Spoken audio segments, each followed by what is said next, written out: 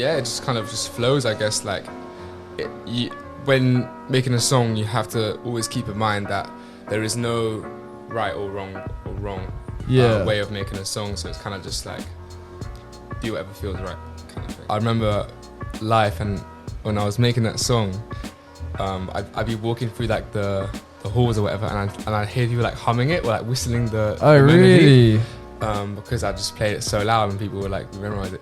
So that's when I kind of knew like, oh shit, like This is gonna catch. this might catch on to like the masses. So that was fun. I still remember as well playing it, and then someone was trying to Shazam it and it wasn't even out yet. Come on, it's Shazamming it. I was like, bro, this is crazy. Just having music now is just something that I put my all into, all my time, my love and stuff into. So it's nice to finally have something to focus on. So that was Diana Drill with Working On Me. Absolute banger. But right now I've got another amazing artist in the building.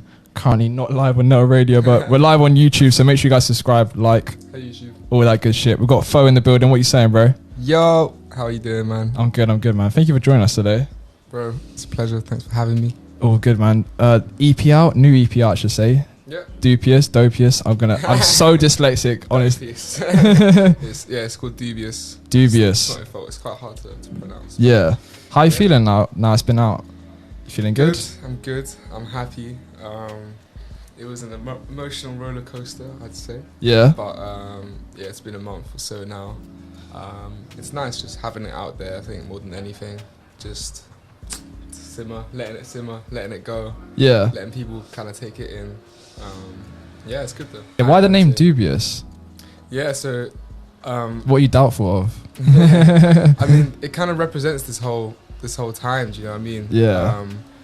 Everyone's just, and that's really what I was feeling at the time Yeah. as well. It's just kind of just doubting myself in my career at some points. So, some people will be surprised to hear that, but yeah, you do doubt yourself as an artist, and also just of the music itself, and everything else, just life. Yeah, yeah. But the actual word, I just really like the word for some reason. It was something from my childhood when me and my brother used to rock this brand called Dubious. All right.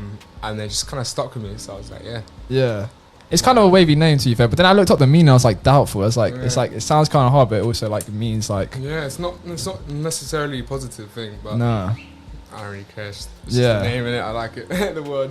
Definitely. What makes you like kind of doubtful like of your career and yourself though? Because obviously you've been putting out music for a little while now. You've been doing quite well. Yeah. Like.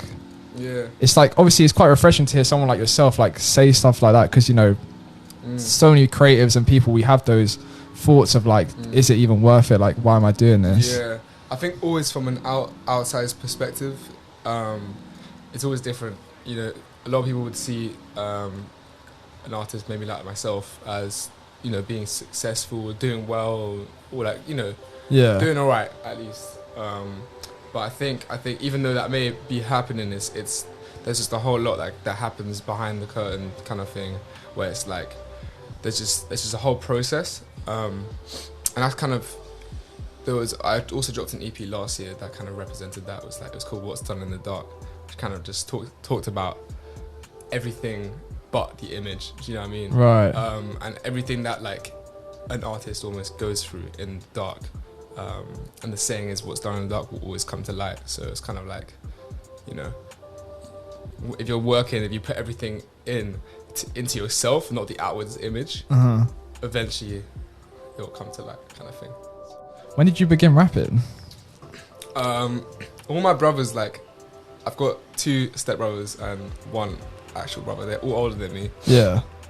And they were always they put me onto hip hop and stuff like that. Okay. So I was always like really just interested, intrigued.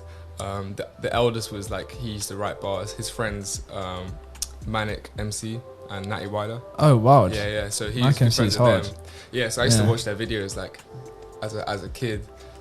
Just like, yo, this is sick. I never actually started writing until maybe at the age of 13.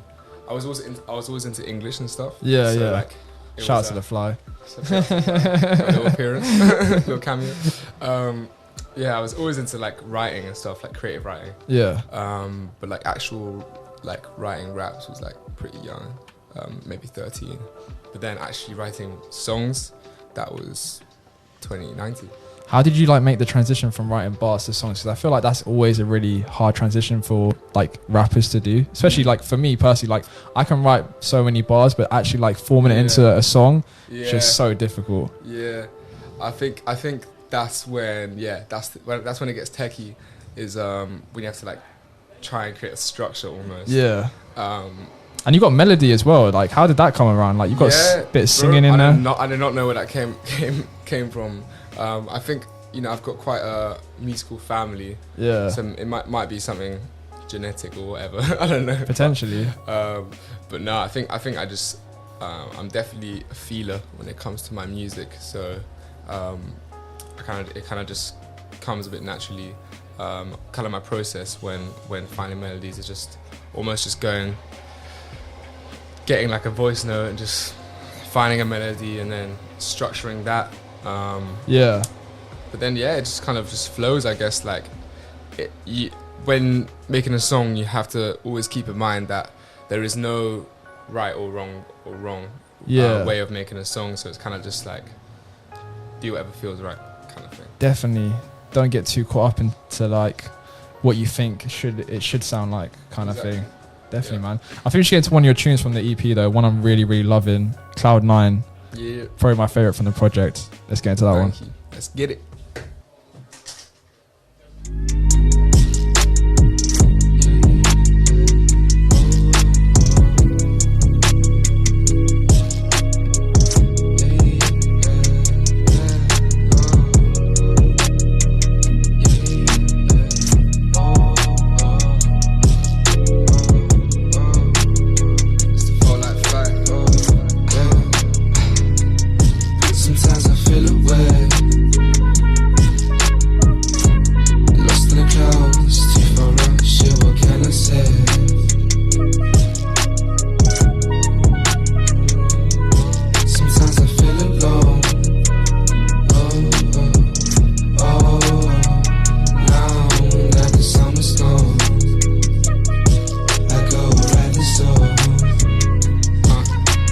So that was Cloud 9 by Faux featuring Ashbeck. Yep. What puts you on Cloud 9, man? What gets you there? Music, man. Music just makes me feel like I'm up in the clouds, flying. Yeah. Yeah. I think that was just the feeling I had when this beat came on. Yeah. And I was just feeling like I was in Cloud 9. It was almost just that kind of escapism. That's what music really does for me. It's like it helps me just escape, go into a different kind of... Go into like a... not think about anything else. Just do the music and just feel it and just fly away. Yeah. And you rap in French on this song. Is that something you've done often? It's something I did actually when I started making music. Yeah. I did a lot of French. And then I just kind of found it easier to write in English, and then I'm starting to transition back into doing more French stuff as well. That'd be sick. Do you reckon you'd ever release like a full album in French? Wow. That'd be kind of hard. I've not thought of that, but one day. Yeah. How did you and Ashbeck link up for the tune? He's been friends with my friends for a long time, he started making music, and then I kind of caught on to making music. So it was about time I caught up a bit, did my thing, and then we just linked up and made the track. We were just keen to work, and it just fell into place. That's sick. Beautiful. So like Ashbeck kind of like inspired you a little bit to start making music, would you say? I think just seeing people your age, especially that are like, you know, in your friendship group, your close circle, like making music and doing their thing was quite inspiring. You know, there was quite a few people like that in my circle. Him and Londo were probably the people that were doing it the most. Seriously, I guess. It was sick. It was definitely like inspiring. Yeah. I think we should get to another tune from your EP though. Another one I'm really feeling. We should get to Focus. Oh yeah. Big ups to Squello. I really hope I can fly away in no time. yesterday. It feels right, and all night I've been trying to figure out what to say. I'm so shy, but fuck it, I'll tell you how I feel.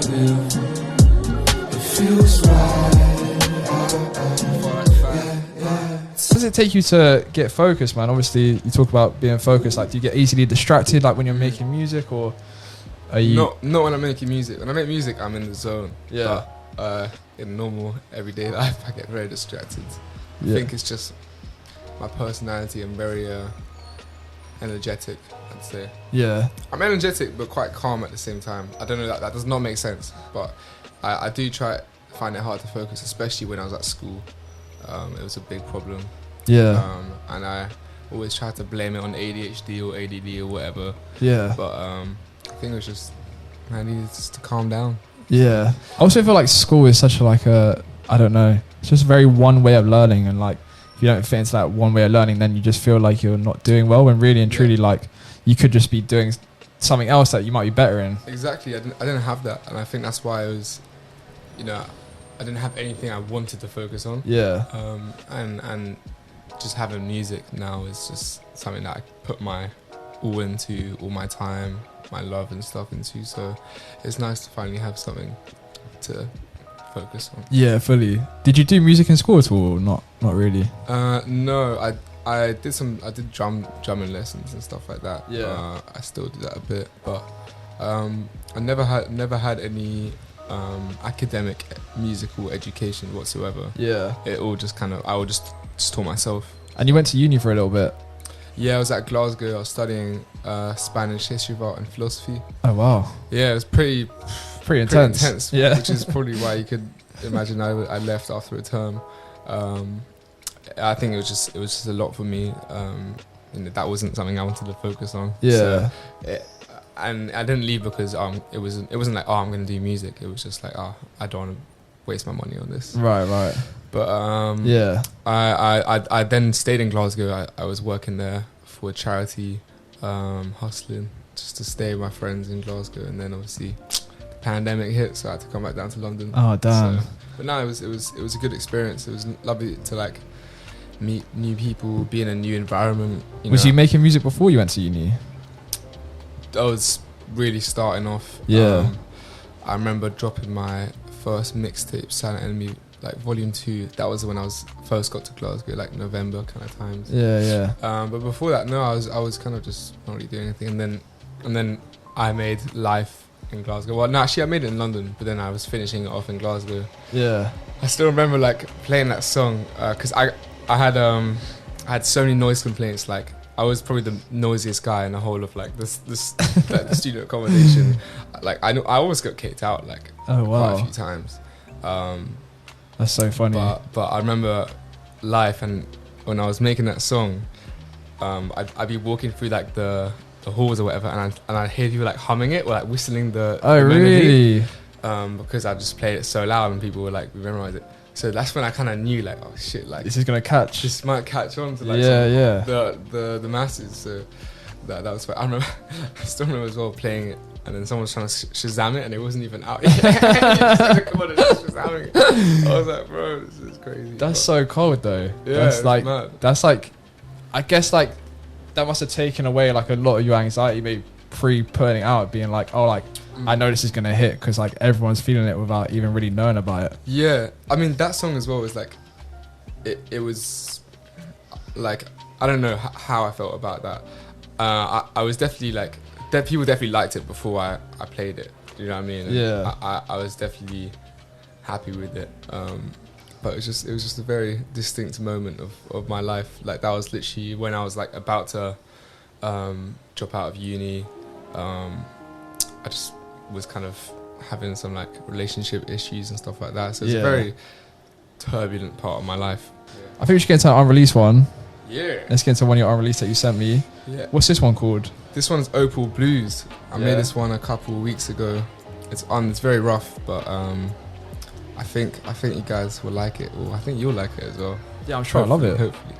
I've been feeling so cold, but sometimes I freeze right there, forget what I just wrote. but I wanna be better though. Sometimes gotta chill and know. Sometimes I cannot help myself. When I weather though, got a plan, it's my soul. But at first, so no, but I can't roll. I become my own set, yeah. Still I know I can't say, yeah. Still they're asking for a fake verse, but I let my heart speed, not a place like a fire. Just let yourself fall down. Just let yourself fall down. In the ocean, but I'm flying. Please, but I did not jump. Please, but I did not jump. Tell me that I'm right. I know that we can do this. I know that we can do. But remember this moment.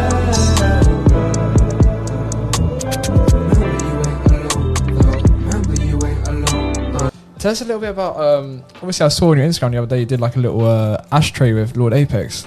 Tell us a little bit about that. What? Yeah. My boy Josh, he runs like a brand called Vented London. Okay. And me and him kind of go back to where we both started. He's kind of was starting his brand and I had just started music. And I met him at Pirate Studios. It was summer 2019, I think. Yeah. And I had probably like 3 songs out at that point. And we just started talking. We just met at Pirate and whatever. And he was like, yeah, I run a brand and I've got a pop-up coming soon. I've got artists playing. And I was like, yo, like, I make music. Well, I mean, I'm starting off, but I make music. Like, I showed him one song and he was like, yeah, like, pull up, like, do a show. Like, I had never performed in my life before. Oh, wow. And just the fact that he, like, allowed me to perform that. Like, yeah. Like, when I had 3 songs out, I only performed 3 songs, but it was just, it was very meaningful. What was your first performance like? Like, what, like, did you think? Yeah. I was so scared. Because, yeah, it's like, when music means so much to you, it's like, you want it to mean so much to other people. Yeah, of course. But it went well, like, in the end. Like, you just have to get in the zone. Like, the first 5-10 minutes are always the scariest. Like, I remember, like, I was like walking in circles around, just like sipping water, like just completely like talking to myself, like you'll be fine. And then yeah, like I did it. It was sick. Like I mean, I brought like 20 of my friends. Like all my friends were there to support me, so it was sick. It was nicer. It was nicer having them there as well as. That's like comfort blanket almost. Exactly. If I fuck up, they'll still cheer me up. Yeah, of course. But yeah, it would have been way more terrifying as the people you didn't know. Yeah, literally. But nah, yeah. So we go kind of way back to that point, and from there, me and Josh, we've kind of just helped each other out, like with stuff, with content, with clothing, and then he's been like collaborating with different artists, with ashtrays and stuff like that, and then yeah, he got in contact with AP and his manager Max. Shout out Max, and yeah, we just kind of they came up with the idea of doing some hand painted ashtrays, and then Josh hit me up because I do graffiti as well on the side, and he was like, yo, do you think you could help me out do the design and stuff like that? And yeah, like, I was definitely down, you know, like I really fuck with Lord Apex. Yeah, man, he's hard. He's a legend, so fully. Yeah, no, it was sick, like just to be involved and just to be able to meet him and that's sick. Kick it, yeah. Cold, man. Where can people find your music and like your Instagram, all that good stuff? Yeah, FEUX on all platforms, and then Dubious Faux on Instagram. That is me.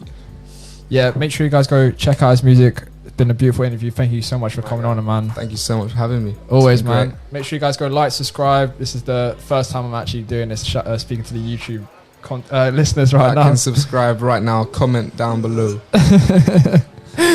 Smash that like button. Smash it.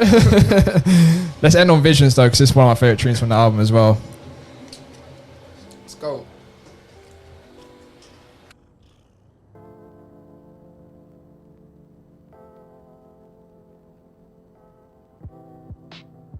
The world is my world. It's gonna be hard, man. Thinking about the world, thinking about everything. And I realized, like, the world is my world, man. And that's not in a selfish rule, you know, anything like that. It's just you control your own destiny. And I want you to know this. Yeah. Close your eyes. 'Cause I be waiting for my time to get out. I've been waiting for my time to come around, shine. I've been loose up from the wine, who's fucked? Too fucked, now my mind's clued up. Tried up, but the high tide's up. Late nights.